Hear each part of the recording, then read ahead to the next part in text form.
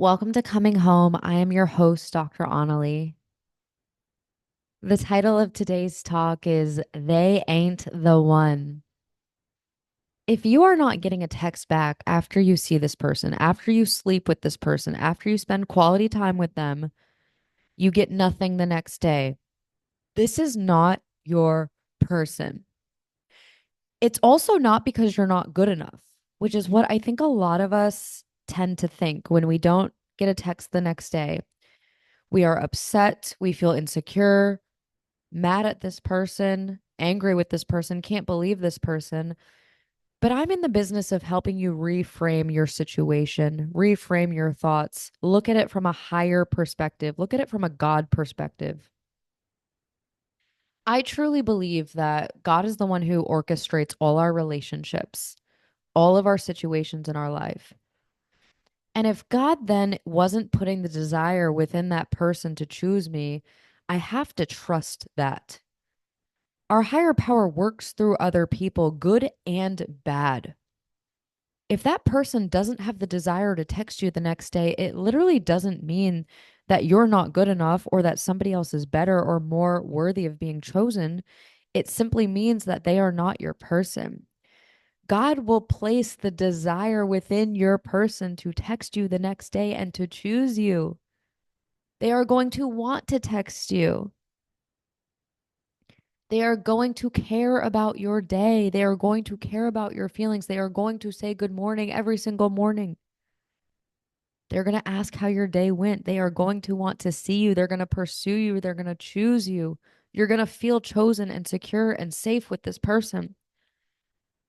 The person who leaves you on red, who you can't get a text from the next day, you don't hear from them until 11 p.m., is not your person. In no world is that your person. And I am confident enough to sit on here and share this podcast with thousands of people, maybe at the point of this, millions of people. They're not your person. And it has literally nothing to do with you not being good enough. I actually really like to spin this around with my clients and share the exact opposite. You actually have a higher power who loves you enough to not place the desire within the wrong person to choose you. The desire with your true partner is going to be palpable. It is going to be within them to pursue you, to chase you, to hunt you down, to want to be with you. It's only meant to really truly be with that one person that you also choose back. The person not choosing you, the person ghosting you, the person not committing to you, the person who's flaky, the friend with benefit, the situationship, the avoidant, whatever you want to call it. They have not been given the desire to choose you and commit to you because they are not the one who is responsible for that. When I started to see it this way, I started to release all my insecurities and anger and resentment towards the person not choosing me. But that took emotional maturity and a confidence and a security within myself to get to that point. I had many relationships where I felt the person didn't choose me or they started talking to somebody else. And I had a story that I'm never chosen, somebody else has picked over me. And so that was my reality that I kept creating. It wasn't that men weren't attracted to me, and it wasn't that great men weren't choosing me. It was that I wasn't attracted to them because they were not what I needed to complete my cycle of healing. I had to close out my wound and let it go that I am not chosen. And once I did that, I stopped attracting and I stopped being attracted to somebody who didn't choose me.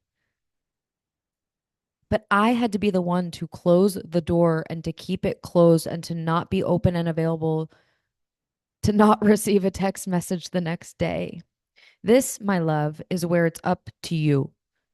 It's up to you to no longer tolerate and be open and available for this kind of behavior. It doesn't just stop on its own. You have to be the one to end the cycle, to end the pattern, to end the dynamic as you choose yourself and love yourself and respect yourself and know your worth so much more. That's when you will stop experiencing this in your life, but it's going to be up to you. You have so much of a say in this dynamic and pattern.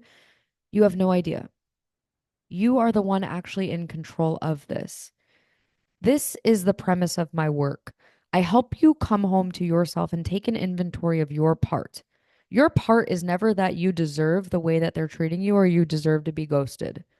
Your part is that you have an ability to walk away and to close the door and to not allow this anymore. That is your part. That is your say. That is your power. That is your choice. Yes, on the other side of that, you might have feelings of FOMO. You might have feelings of loneliness, of isolation.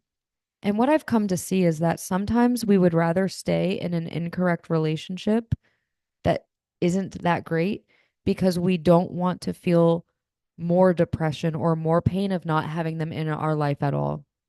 But let me tell you, especially working with so many clients over the years, this only causes more heartbreak, more years wasted. It only gets worse. It never gets better. So, right now, you might be feeling down in the dumps that this person didn't choose you. You didn't hear from them. You got your hopes up. You got excited. You thought this time was going to be different. You thought you were onto something. When they came back into your life, it seemed promising. And then they let you down. You didn't hear from them the whole next day, or maybe 2 days later. And maybe then you reached out to them and they still barely gave you anything. I know your heart is hurting and I know you might feel sad. I know you might feel insecure, but think of it like I'm your big sister right now, one who really just only has your back, unbiased big sister. It's simply because this is not the person that God has for you. You are not going to be treated like an option. You're not going to be sitting there feeling like you're not valuable, you're not chosen. That's not the truth. Sometimes it's right in front of our face, though, so that we can finally heal that story, that lie, that illusion, and we can come home to the truth of what our higher power thinks about us. We can change the narrative. We can step into our power. The narcissist or the avoidant in your case is the perfect person to bring your wounds and your insecurities, your patterns, your dynamics that you've had since childhood right up to your face so that you finally say, you know what? It's never been my fault that I haven't fully felt chosen or loved. It was never my fault that my dad emotionally abandoned me. It was never my fault that my mother physically abandoned me. As children, we can't make sense of this. We don't have the emotional maturity and the set of consciousness that we need at the time to process that. So we create a story that we tell ourselves that says, I must not be lovable enough if my own father or mother didn't fully choose me or love me, or they turned on me and I can't seem to get their love back no matter how hard I try. So, what we do is we attract narcissistic people who aren't even capable of fully loving and choosing us in order to try to complete this cycle where we want mom or dad to fully love or choose us. And they can't and they never do. And that's why we exhaust ourselves holding on for dear life, jumping through every hoop, trying to get them to choose us, see us, love us. And it's never enough. Our higher power usually has us get exhausted and have so many consequences and so much pain until we finally let go and we finally realize we actually were good enough and that our love actually comes from within. It never is meant to come from another person. Other people in our lives are a cherry on top, they're sprinkles on top, but they aren't the main course. They're not the bowl of ice cream. The bowl of ice cream is the connection with your higher power, where you can feel and source love and joy and peace and bliss and approval from within. This takes the next level of confidence and courage to deepen this connection and to let go of all the power that you've given to other people and who you've made source. They are not your source. And that's one of the things in this lifetime that we can get to experience, and not everyone will, where you learn who your real source is, where you come home to yourself. That's where you're free. You don't need anything from anyone. And when you don't need anything from anyone, you won't be attracted to or a match to narcissistic or avoidant people. You won't need them to see you or choose you or love you. You let that go. You actually get the ick. A lot of my clients say that after we work together for some time. I had one client today, we've been working together for a while, but she said even 6 months ago, she couldn't imagine herself letting go of the obsession or the ruminating or being upset. Because I always say to my clients, you're going to get to the point where you feel nothing but gratitude that you're not with this person. And 6 months ago, this client was like, I didn't believe you when you said that. And now I finally get it. And I'm very big on this, even in a recovery community. You never know the day that the obsession and the desire to drink leaves you, but it does. It will. It can't not if you work the program. But we're not given the timeline. We're not given the exact date. Your job is just to keep working towards it. It's the same thing with the 4 steps of the No More Narcissist recovery program. Some people, it's gone after the first step. Some it's a month later. Some it's 6 months later. Everybody will blossom in their own time. But it's up to us to trust and believe and have faith and move forward. I have seen every single one of my clients truly recover. And I say that with boldness. I say that with confidence. The obsession leaves, the rumination leaves. They get to the point they don't want this person. It doesn't mean they don't ever have a thought about this person or they don't feel sad. But the ruminating, the obsession, it goes away. So I invite you, if you're feeling upset that you got ghosted or that they cheated on you or that they left you or they're not showing up in the way that you want, to reframe it and to see that it's actually protection so you don't end up with somebody who isn't correct for you. If you zoom out and were honest with yourself, you would see that this person isn't even truly your dream partner, even if you're physically attracted to them and you have a lot of chemistry. Zoom out. Their character, their morals, their values, their behaviors, how they've treated you. Is that truly how you want to feel with your soulmate? Truly. You will start to see that you're not being selected or chosen by them because the desire was not placed in them by your higher power, because they're not meant to be the one to house that desire, because you get to be desired and chosen by somebody so much better than this person, I promise.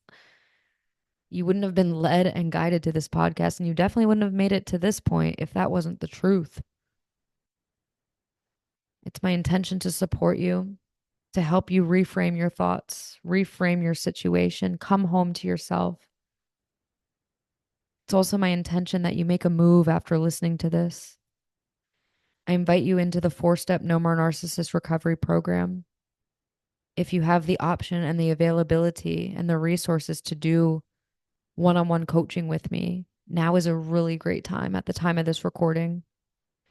You can do 1 month with me. You could do 3 months with me. You could get a package of 6 sessions, or you could do a single session.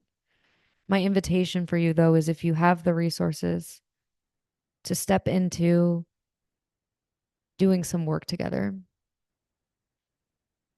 If that's not your next move, that is absolutely okay. I invite you to continue listening to the podcast, continue plugging in with the resources and the mentors and the support around recovering from narcissistic relationships. Trust your higher power is leading you and guiding you to the correct information, to the correct people to help support you and guide you on your journey. The solution to becoming narcissist proof is in learning how to love yourself and choose yourself and respect yourself. That's the real work. So just know that you are worthy of your transformation. You're worthy of being open and attracted and available for the love of your life.